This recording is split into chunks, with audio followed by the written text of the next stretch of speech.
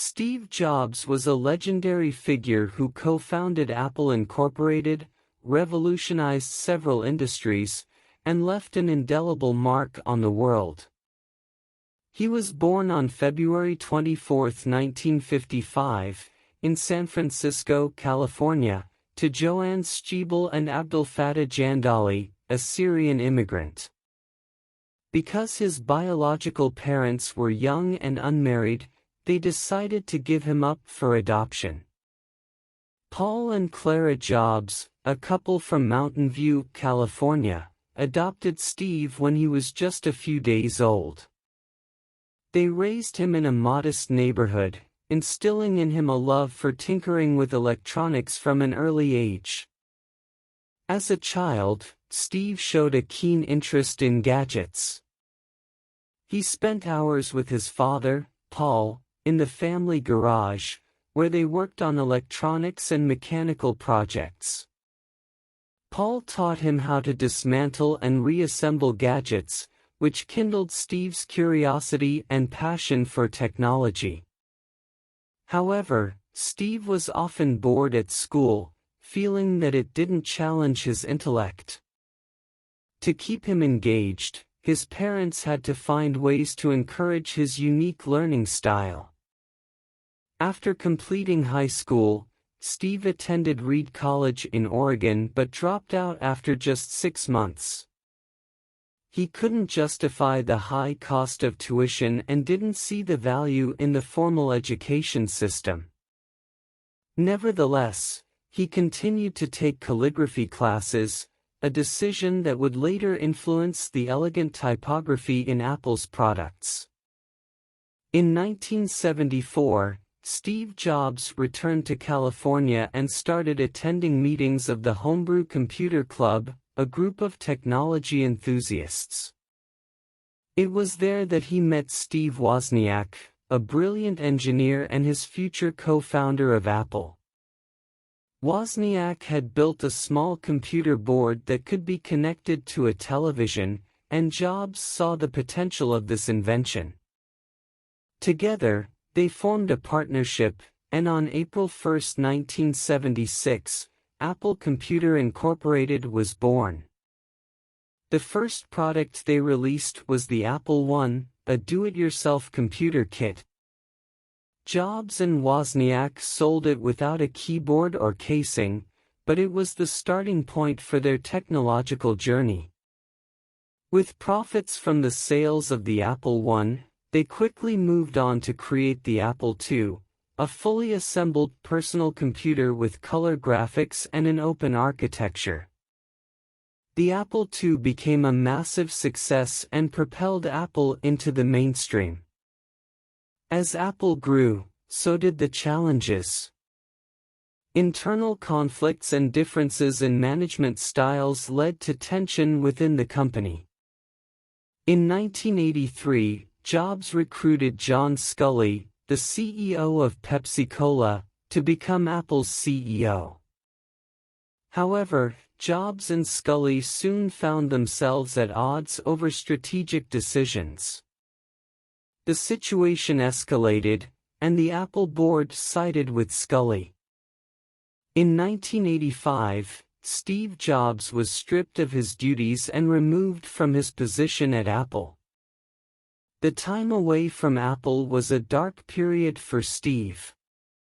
He felt lost and disappointed but didn't let this setback define him.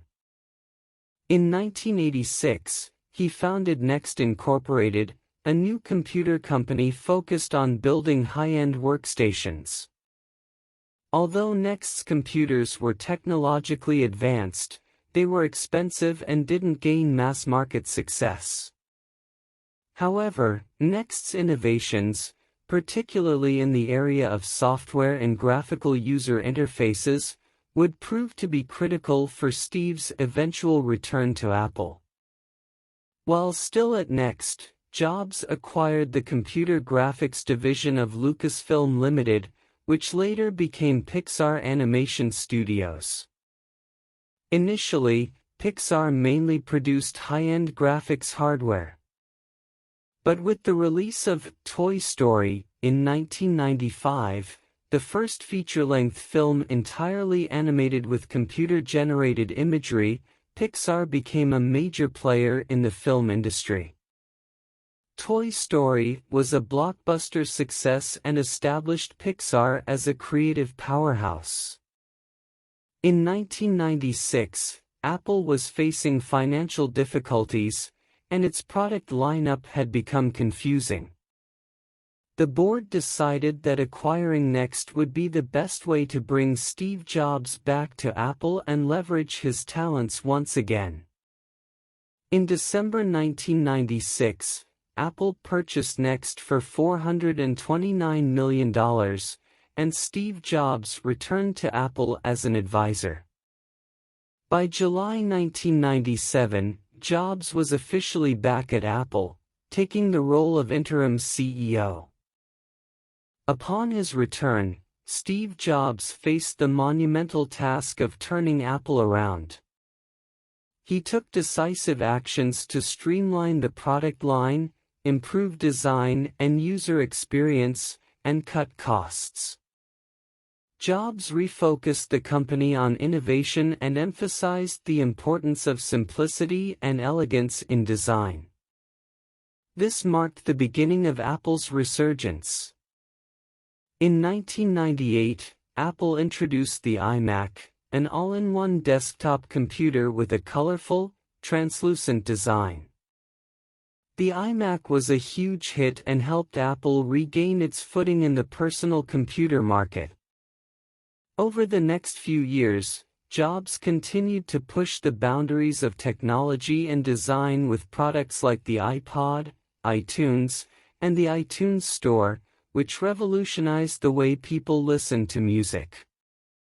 One of Steve Jobs' most significant achievements was the unveiling of the iPhone in 2007. The iPhone was a revolutionary device that combined a mobile phone, iPod, and internet communicator into one sleek package. Its intuitive touchscreen interface changed the way people interacted with their phones, setting the standard for modern smartphones. The iPhone's success transformed Apple into a dominant force in the technology industry and changed the way we communicate and access information forever. Continuing Apple's momentum, Jobs introduced the iPad in 2010, a tablet computer that redefined how people consumed media and interacted with digital content. The iPad became another bestseller, further solidifying Apple's place as an innovation leader. Steve Jobs was known for his charismatic presence on stage during Apple product launches, captivating audiences with his engaging presentations. He had a remarkable ability to understand what consumers wanted before they even knew it themselves. His emphasis on aesthetics, user experience, and attention to detail made Apple products stand out from the competition.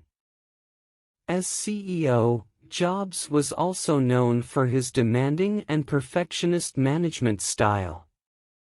He pushed his teams to deliver products that met his high standards, often pushing them to the brink of what seemed impossible. While this approach led to groundbreaking products, it also resulted in a challenging work environment for many employees. In 2004, Steve Jobs was diagnosed with a rare form of pancreatic neuroendocrine tumor. Despite his illness, he continued to lead Apple and oversee the development of iconic products like the iPhone 4 and the iPad 2. However, as his health deteriorated, he had to take medical leaves of absence from the company. On August 24, 2011, Steve Jobs resigned as CEO of Apple, and Tim Cook officially took over the role. On October 5, 2011, Steve Jobs passed away at the age of 56. His death was met with an outpouring of grief from people all around the world. The world lost a visionary, a pioneer, and an inspiration that day.